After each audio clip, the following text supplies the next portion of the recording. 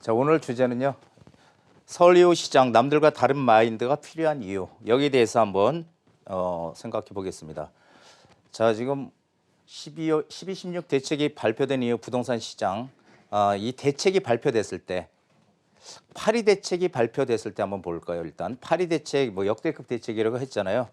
발표 후에 8위 후속 대책 가격 하락 불가피 분양가 상한은 지켜봐야 해서 이때 뭐 이 추가 대책 8위 대책이 나오면서 부동산 시장 전반적인 거래량 감소, 가격 하락이 이어질 것이다. 이렇게 대책 발표 후 잠시 하락만 했고 오히려 가격 급상승했지만 이게 현실이지만 기사는 이렇게 나왔죠.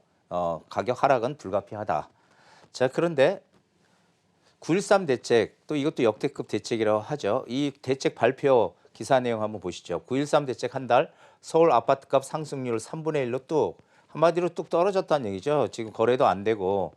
자, 그런데 결론적으로 봤을 때 9.13 대책이 나오고 나서 시간이 지나니까 거래가 끊기고 일부 하락이 있었지만 한 6개월 만에 다시 급상승했다더라라는 그런 내용입니다. 기사 내용 계속 지금 이렇게 나오고 있죠. 대책이 나오면은 항상 시장이 꺾인다는 대책 기사들이 나오고 있습니다. 자, 12, 16 대책 최근 대책이죠. 발표 후 기사 내용을 한번 보시면 12, 16 정책 약발 지속, 서울 집값 6주 연속 상승폭이 축소가 되더라.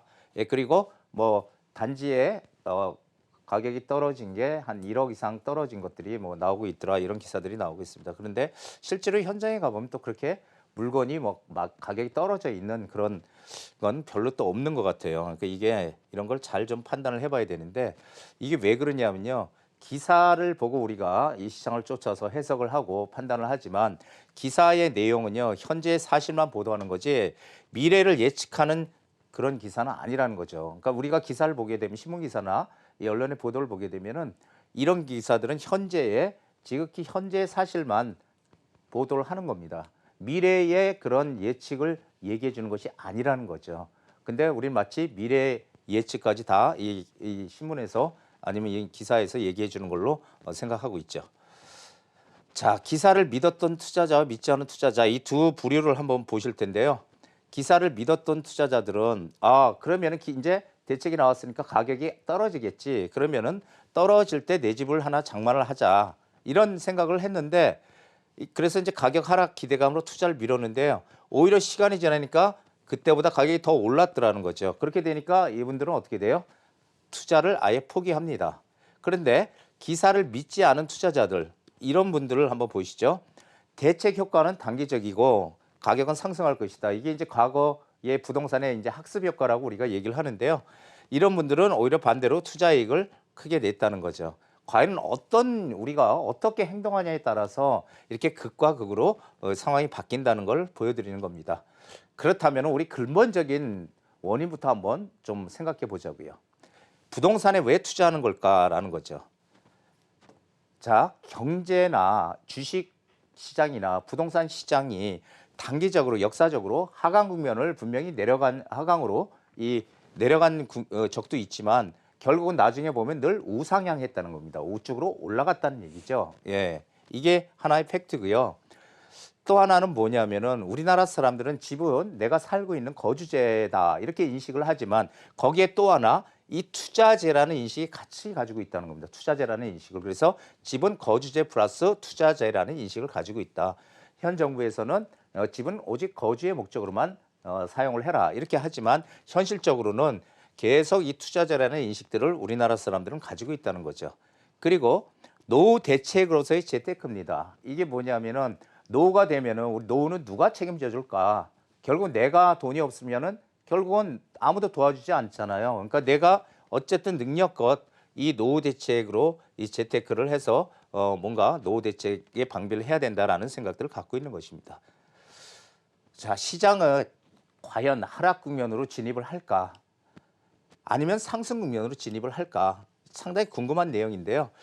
근데 제가 부동산을 쭉 해보니까 규제 효과는 단기적일 뿐이라는 거예요. 이 규제 효과가 끝까지 가서 시장을 완전히 장악을 한다거나 이런 상황은 여태까지 없었다는 거죠.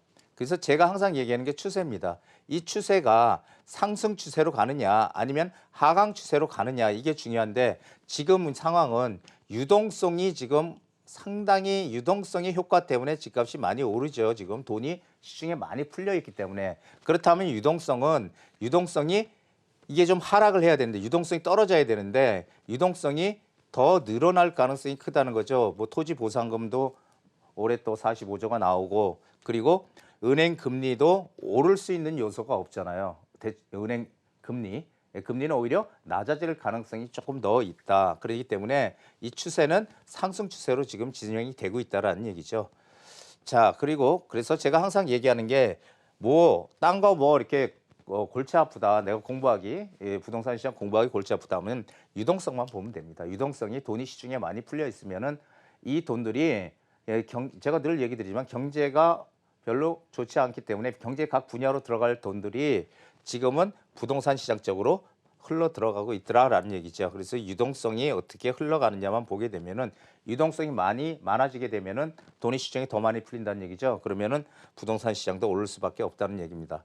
그렇다면 집값은 계속 오르기만 할까요? 이것도 상당히 많은 분들이 얘기 물어봤던 건데요. 아닙니다. 부동산 시장은 항상 오르막 내리막을 반복합니다. 오르다가 어느 정도 또 올랐으면 다시 또 내려가는 이런 국면을 맞이한다는 거죠. 항상 오르기만 하고 항상 떨어지기만 하는 것도 아니다라는 얘기입니다.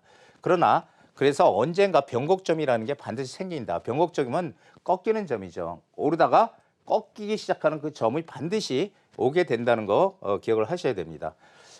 그런데 변곡점이 생기기 전까지는 우상향이다. 그러니까 이렇게 올라가다가 여기서 변곡점이 생기면 다시 이렇게 밑으로 내려오죠.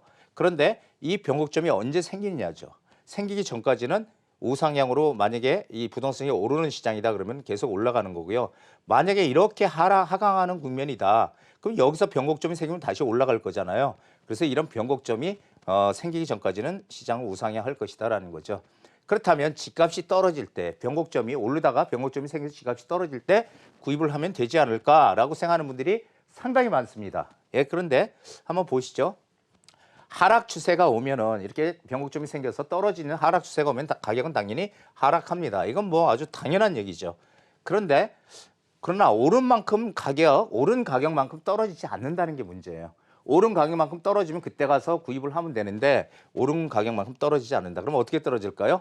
자, 아파트가 4억 하던 게 이때 뭔가 살려고 했다가 못 샀더니 이게 몇 년 사이에 8억으로 뛰었어요. 8억으로 뛰어서 이때도 샀으면 됐는데 이때도 또 이게 너무 이게 두 배나 올랐잖아요. 그러니까 너무 이게 많이 올랐다 생각하고 못 샀더니 13억이 갔어. 자, 그러면 이제 변곡점이 생길 거 아니에요. 그러면 언젠가 이 13억에서 떨어지는 시점이 분명히 올 거란 말이에요. 근데 만약에 떨어진다면 얼마나 떨어질까요? 이게 이제 중요한 거죠. 만약에 떨어진다면 13억에서 떨어진다 그러면은 많아야 한 2억 떨어질 거예요. 그러면은 저렇게 올라서 2억 떨어지는 건 사실은 이게 많이 떨어지는 게 아니잖아요. 그러니까 변곡점이 생긴다 그래도 또 마찬가지예요. 하강 국면이 계속 됐을 때 다시 상승한다고 했을 때 오히려 상승할 때 가격이 더 많이 오르더라는 거죠. 이게 그러니까 이 부동산이 변곡점이 생겨서 떨어질 때는요. 그때는 과거의 그 값보다는 훨씬 더 높다는 거예요. 그러니까 떨어지는 폭이 크지 않다라는 얘기를 드리는 겁니다. 향후 지역적 차별화가 점점 커질 것 같아요. 제가 생각하기는. 그래서 서울이라고 다 오르는 시장이 되지는 않을 거다라는 거 제가 누누이 말씀드렸죠. 특정 지역들이 더 많이 오른 이유를 생각해 보세요. 서울의 그 많은 지역 중에 어떤 특정 지역들은 가격 이 오름세가 상당히 크잖아요. 그 큰 이유가 뭘까? 반드시 오르는 지역은 이유가 있습니다. 어떤 이유든. 자, 미국 같은 나라도 이 지역적인 차별화는 점점 커집니다. 지역균형 발전하면 좋은데 그런데 이 상당히 머리가 뛰어난 뭐 천재들이 있는 미국 같은 나라들도 우리나라보다 지역적으로 차별화가 더 됐더라. 그래서 우리나라는 상대적으로 좀 제가 판단하기는 좀 작게 벌어져 있다. 이 격차가 이렇게 보여져요. 지역적인 차별화. 그래서 우리도 점점 더 미국같이 차별화가 커질 것이다라는 얘기를 드리는 겁니다. 그래서 항상 투자의 순서는 만약에 우리가 투자를 한다면 서울, 경기, 지방 순으로 이렇게 투자를 해야 된다. 왜냐하면 차별화가 점점 더 커질 것이기 때문에 이런 얘기를 드린 거죠. 자, 그래서 오늘의 명언입니다. 나는 폭풍이 두렵지 않다. 나의 배로 항해하는 법을 배우고 있으니까. 자, 폭풍이 끝난 후에는 항상 맑은 하늘이 기다립니다. 그렇죠? 한바탕 몰아쳤다가 끝나면 맑은 하늘이 기다립니다. 그러면 어떻게 해요? 좋은 선택과 기다림이 필요한 때입니다. 우리는 기다렸다가 좋은 선택으로 내 재테크에 성공할 수 있는 그런 요소를 찾는 게 중요하다라는 얘기죠. 자, 오늘 여기까지입니다.